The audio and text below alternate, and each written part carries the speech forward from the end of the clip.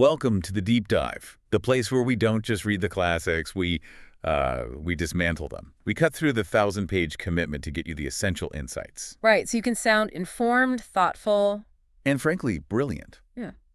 Today, we are taking on the big one, the Everest of literature, Leo Tolstoy's War and Peace. It's the definition of intimidating, I think, but that reputation hides a massive secret. Yeah. It's one of the most accessible and emotionally rewarding novels ever written, once you understand the framework anyway. And that's our mission for you today. We're treating this not just as a novel, but as an epic tapestry of human experience. We're going to give you that intellectual shortcut right into the heart of Tolstoy. We'll extract the core philosophical insights, the historical backdrop, and crucially, the 3 emotional arcs that make this book so timeless. Okay, so to set the stage, this colossal story is set during one of the most tumultuous periods in modern history. We're talking about the Napoleonic Wars. A time when Europe's entire old order was just shattered. Exactly. And what Tolstoy does is he forces a collision between the grand theater of history, the battles, the emperors, and the very private, intimate struggles of a few Russian aristocratic families. So it's the macro and the micro at the same time. That's the whole point. The core question he's asking is, how much are we as individuals really in control? Do our personal choices shape history? Or is history just this big wave that sweeps us all along? Free will versus determinism. Hidden right there, yeah. Beneath beautiful ballrooms and deadly military campaigns. Okay, let's unpack this. Yeah. I think we have to start where the emotional action really is, with the 3 central characters.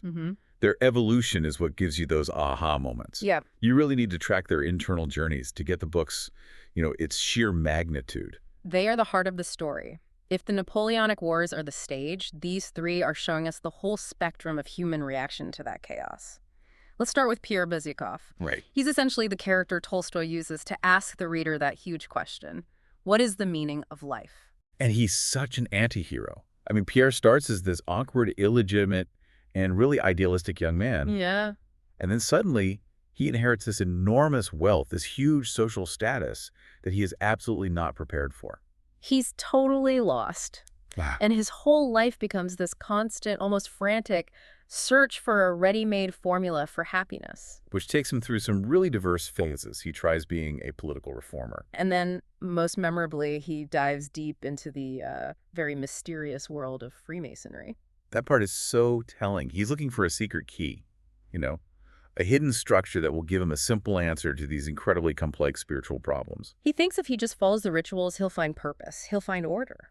But it doesn't work like that. No. And what's so fascinating is that his repeated failures, his terrible marriage, his political disillusionment, the emptiness he finds in Freemasonry, that's what actually helps him grow. So his journey reflects what the source calls humanity's eternal quest to understand one's place in the world. Right. He's the sincere blunderer. He keeps trying to be good, and he learns through just continuous failure. Now, in stark contrast to Pierre's gentle, stumbling nature, we have Prince Andrei Bolkonsky. Oh, yeah. Completely different energy. Andrei is sharp, he's cynical, and he's just so deeply dissatisfied with the superficiality of Russian society. He can't stand the drawing room drama. He wants something tangible, something real.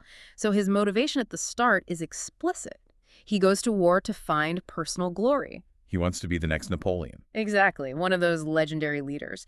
He sees military achievement as the only true measure of a man. Which makes his disillusionment on the battlefield So much more powerful. Yeah. Because he gets his wish. He sees the battle, the chaos, the brutality, and it just shatters his whole idea of honor and glory. There's that famous moment, right, when he's lying wounded. At the Battle of Austerlitz, he's looking up at this high, peaceful, indifferent sky. And in that moment, he realizes that all his grand ambitions, all that pursuit of fame, it was all completely trivial. And that life's true value isn't in greatness, but in inner peace, in simplicity. His journey is just marked by so much loss and introspection. He's seeking this huge external prize, but he finds this internal void instead.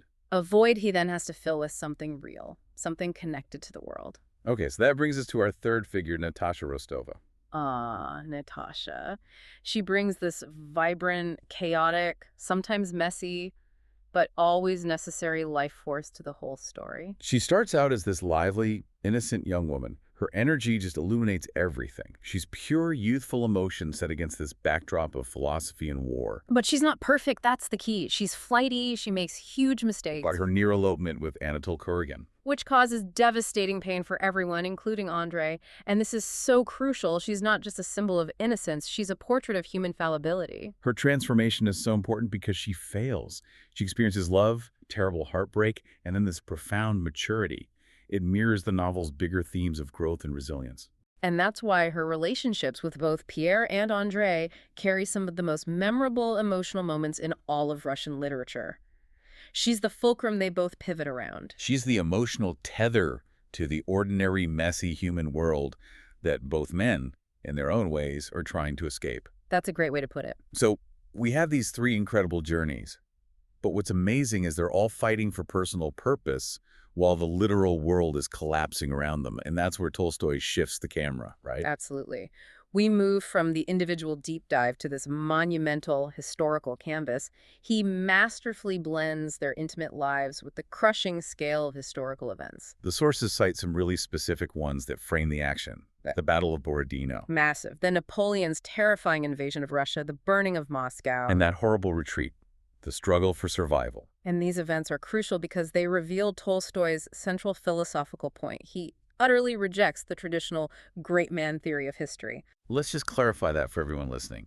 You mean the idea that huge events, like the invasion of Russia, are the result of the deliberate, all-powerful will of one person, like Napoleon? Exactly. Tolstoy calls that an illusion of control. If you asked Napoleon, he'd say, "I decreed this war and I executed my plan." But Tolstoy shows us something different. He shows us through these visceral battle scenes that history is actually determined by countless small actions, coincidences, and human decisions. So like a foot soldier's decision to run away or the randomness of a cannonball, those things matter more than the general's grand plan. They decide the outcome. It's the microscopic factors, not the macroscopic plan. But wait, doesn't that almost feel fatalistic? Like nothing we do matters. Does that absolve someone like Napoleon of responsibility for starting the war in the first place? That's a really important question.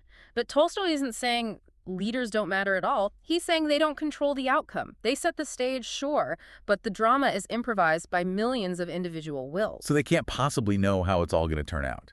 Not in the moment, no. And we see this perfectly in the contrast he draws between the two key military leaders, Napoleon and the Russian general Kutuzov. Right. Napoleon is the symbol of the forceful, self-important leader who believes he dictates destiny. All ego, all action. He's the general who thinks he can command chaos. And Kutuzov, he's the opposite. He's portrayed as this passive, wise, sometimes even sleeping old man. Yes, he's the general who understands that the best he can do is not interfere too much with the messy, inevitable flow of events. He trusts the collective will of the Russian people more than his own strategy. So Tolstoy is basically favoring the leader who knows when to step back. He is. He's saying the current of history is stronger than any single person's paddle. The core lesson is that war is a chaotic force that cannot be controlled by single individuals, no matter how powerful they appear. It's a really humble take on leadership. It definitely makes you rethink how we view history. We give too much credit to the names we remember and not enough to the collective, unrecorded flow of humanity. That's exactly the question he wants you to ask. Which brings us to the other, equally important half of the title, peace. Because this isn't just a book about battle. We need to talk about the moments of non-conflict. Because without the peace, the war is just noise. And this is where the novel truly earns its name.